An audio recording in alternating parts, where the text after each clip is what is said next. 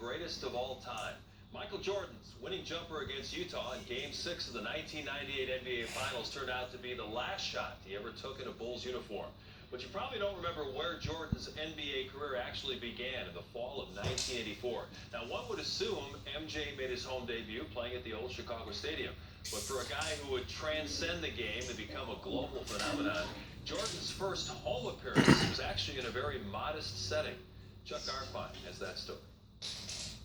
The Chicago Bulls pick Michael Jordan, the University of North Carolina. I don't think anybody really realized that he was going to be the player who ultimately became. Well, Michael, you've got a great opportunity to step in there and win a city that is crying for a winner.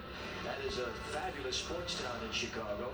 And with a little help from a fellow named Michael Jordan, perhaps you can turn that Bulls thing around. What do you think? His first day of practice was remarkable. He was just jumping over everyone. Hopefully, I can go in and contribute and maybe turn it around. That was the beginning for me to see that he was indeed like the Pied Piper. By now, everyone knows the story of Michael Jordan. But what's been lost in history is how and where his Chicago career began. Because you won't believe it.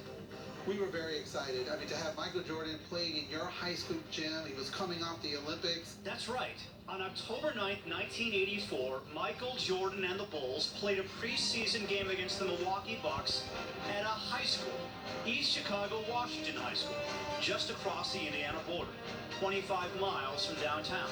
It was Jordan's third preseason game, but the very first in the Chicagoland area. East Chicago, Washington had a long history of great basketball tradition. One of the top high schools for basketball in the state of Indiana, which is known for basketball.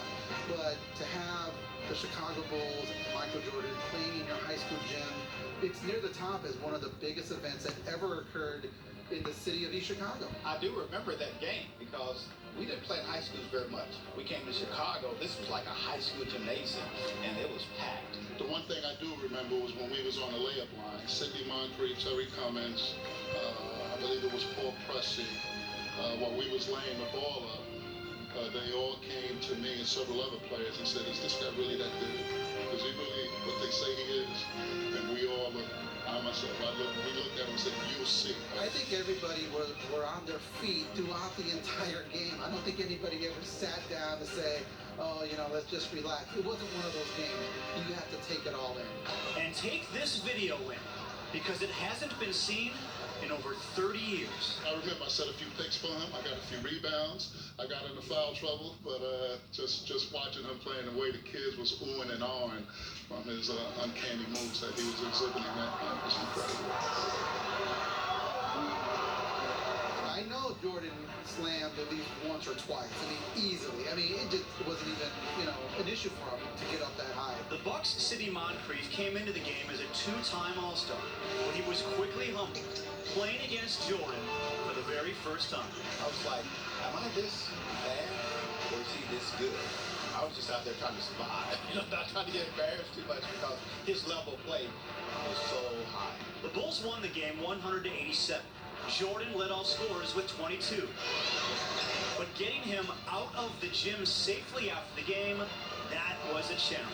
The fans weren't used to the Bulls coming to their gym, so they were extremely excited, which was great. But after the game, the security was not even close to what it would be today.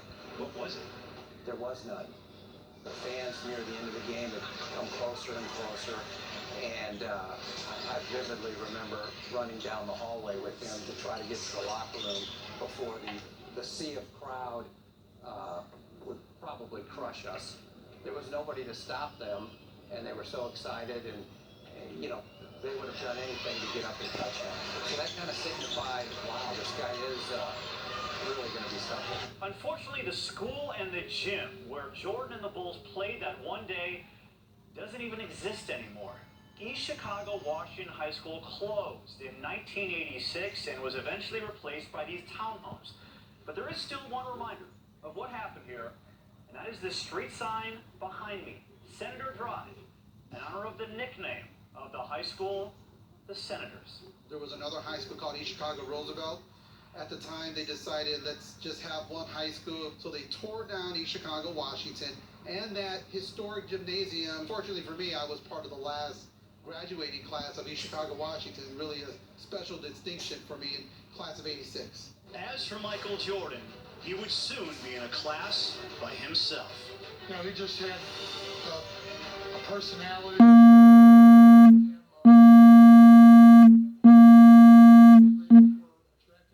He was just so much more talented. That's the bottom line. And the great players in the NBA, Michael certainly is a standard, in my opinion. Always has been, probably always will be. He's the truth. Here it is again. The whole truth.